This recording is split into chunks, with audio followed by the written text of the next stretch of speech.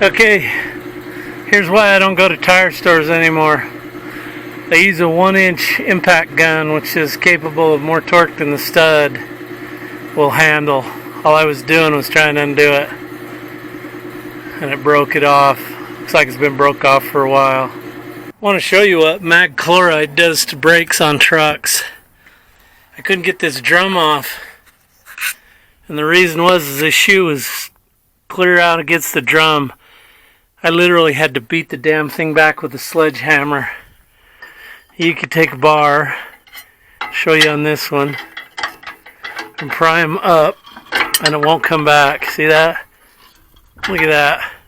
It won't come back.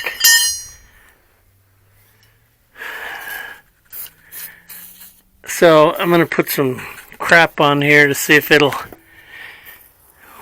I don't know, cut the rust loose or something, so the dang things will work.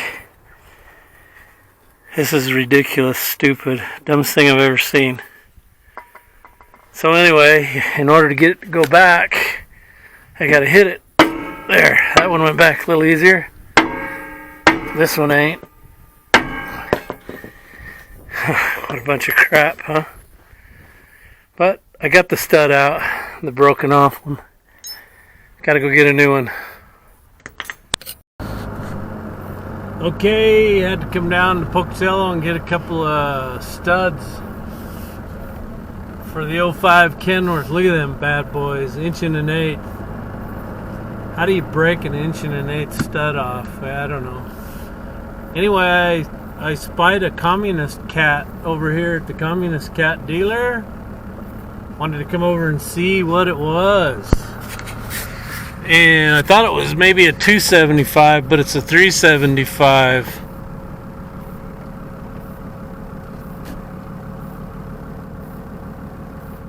Wonder how much they want for that baby. I wonder how much one of those weighs. That's got to be like a 9L, 10N, 10 D10T. I don't know.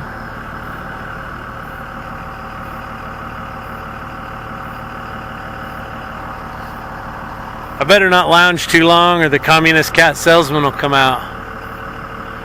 When I was at Con Expo, not last time, but the time before,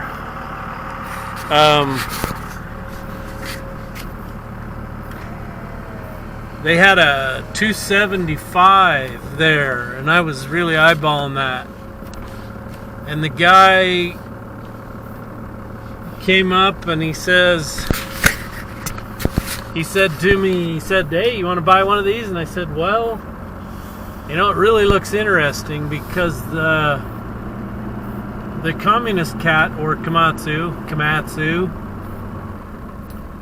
uses a lockup converter on it.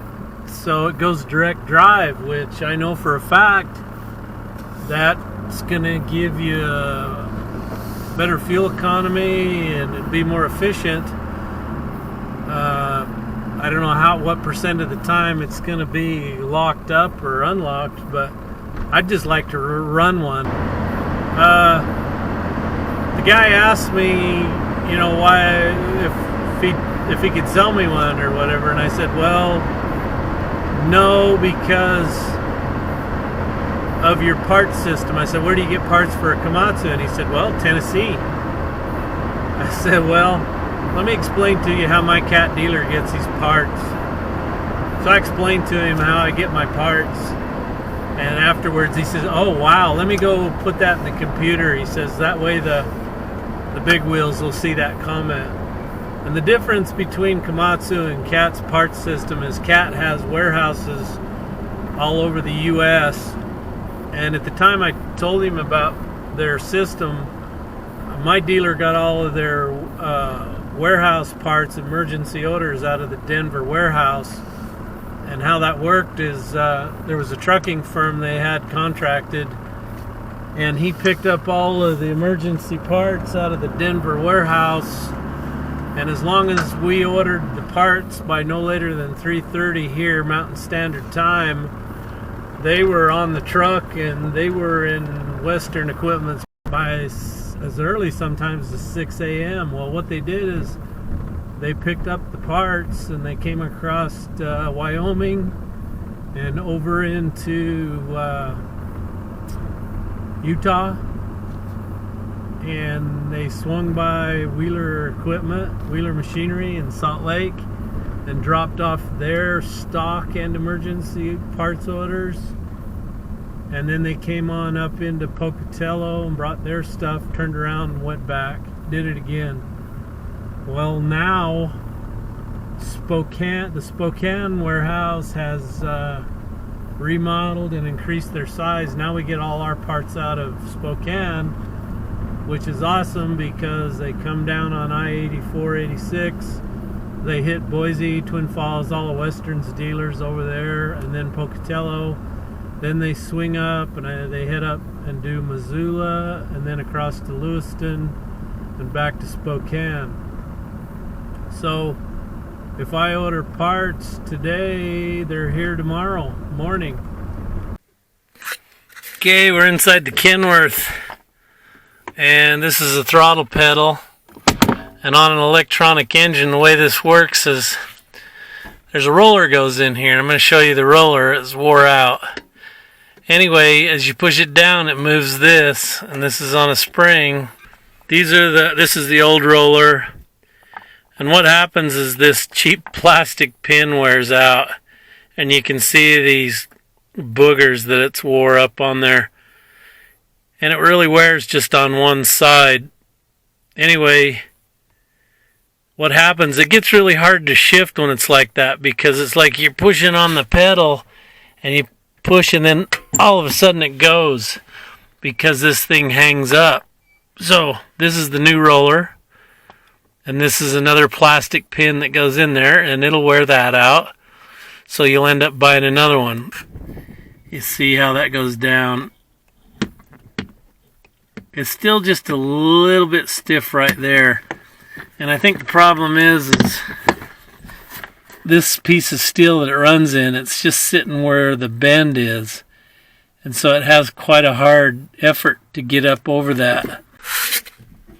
Okay, this is how you fix an electronic engine throttle in a Kenworth truck. This will be the same for a Cummins. This is a Williams control. There's the part numbers. But what you do is you buy a roller kit, which is a new roller and a pin to go in here. But what causes the problem, like if you push on the gas and it kind of wants to hang up and then all of a sudden it goes, is right in here it's a bend, and your roller sits right here, and the geometry is such that that lever is straight, and then when you push on it, it kind of like kicks out. And so what you do is you take a BLAYLOCK disc, and I use the brown ones, a 3M BLAYLOCK, because they're the most aggressive. And I got in here and just kept going back and forth. I didn't want to make a dish, so I kept moving it back and forth till this is nice and smooth. Then the other thing you want to do is this is your throttle, basically your throttle positioning switch. And so what I did is I loosened the screws, and then I turned it, and see you got more gap on the bottom than the top. And by turning it that way, that's the same direction that the throttle, the roller mechanism turns it to activate the throttle. And by doing that, you're placing the roller out of this area and up onto this flat surface. Okay, let's give it a whirl, see how it works.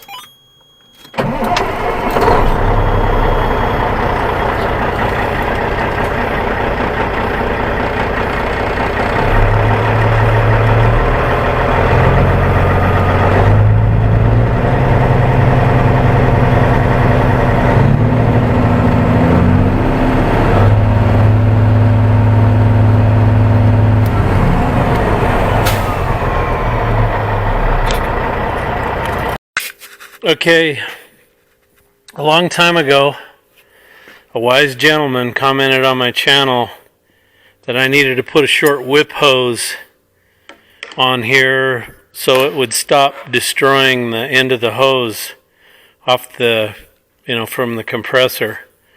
So I finally broke down. It takes me forever to do stuff. You should ask some people. It takes me forever. So anyway, this is what I'm going to do. I'm going to hook that to there, and then I got this end. Now, I could put this in my vise, but I don't have a vise anymore.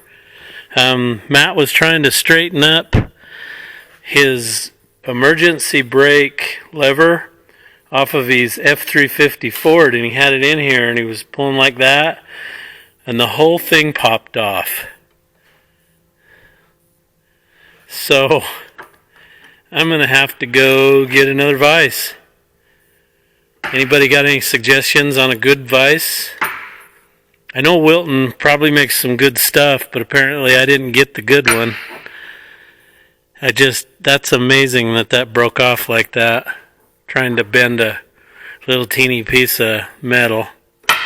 Maybe it was cracked before, I don't know. But it looks like a clean break. It doesn't look like it was fractured at any point and then cut loose. So if you got some suggestions on a good vise, leave it in the comments.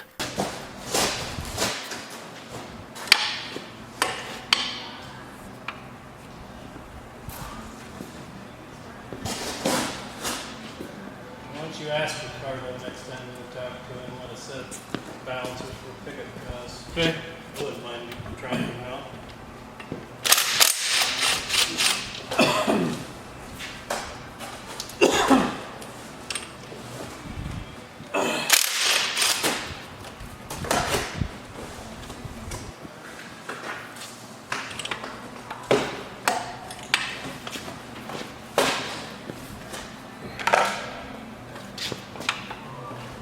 That's okay.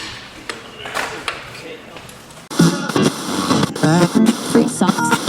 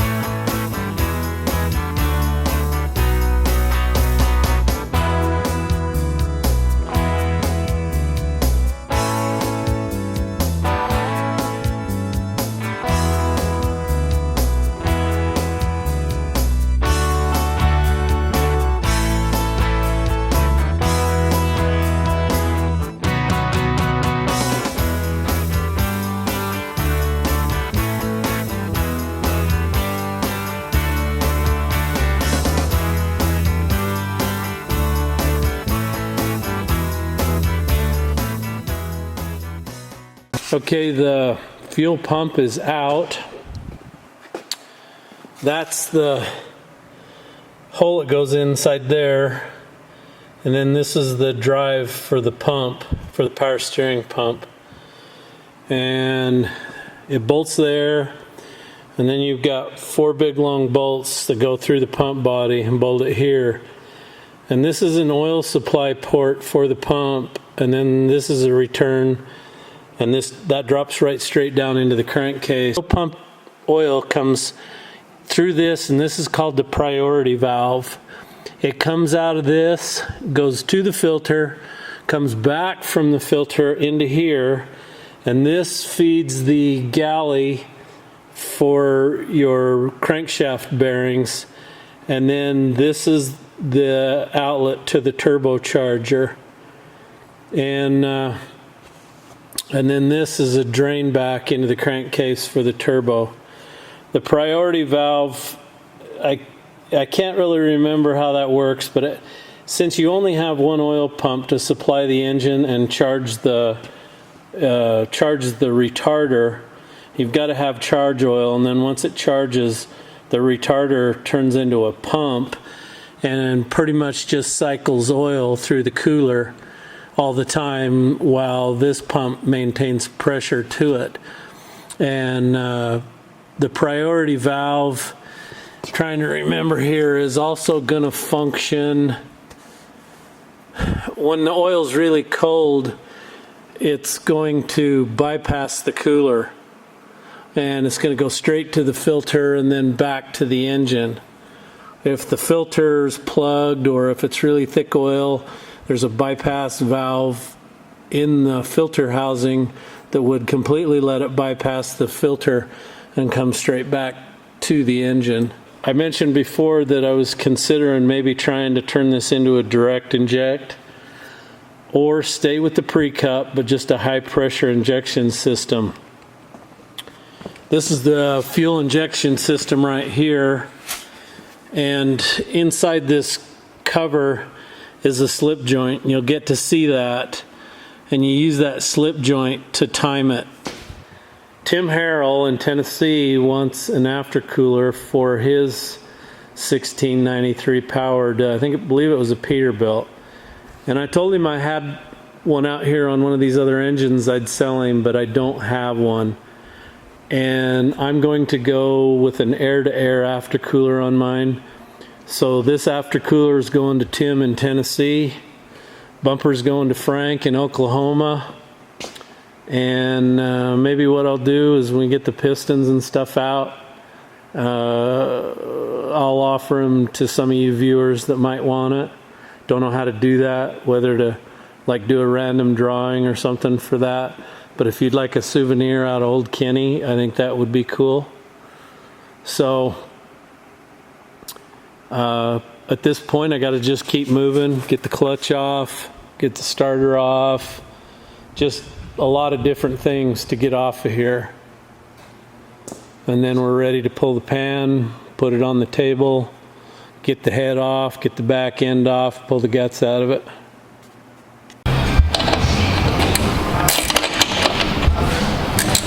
I got Cat Diesel Power here today helping me on the 1693. Tim, he's putting together your aftercooler to send it to you.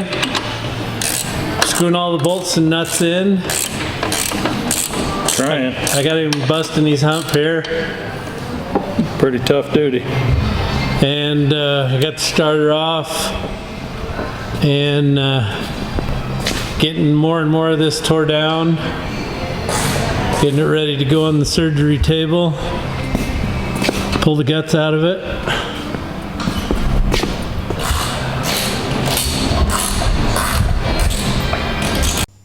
Here's a couple pictures of the switchblade turbo that's coming for the D9 Cat. And that should probably be here next week. But next time I'm going to show you the carnage inside the 1693. And we'll have some pictures of some bearings and a whole lot more.